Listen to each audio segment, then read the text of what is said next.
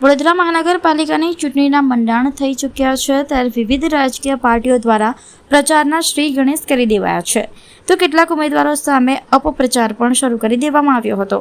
શહેરના ગોત્રી વિસ્તારમાં ward number 10ના ભાજપના મહિલા ઉમેદવાર અવની સ્ટેમ્પવાળા વિરુદ્ધ પોસ્ટર વોર શરૂ થયો હતો. આ વિસ્તારમાં ઉમેદવાર યોગ્ય નથી તેવા પોસ્ટર લાગ્યા છે.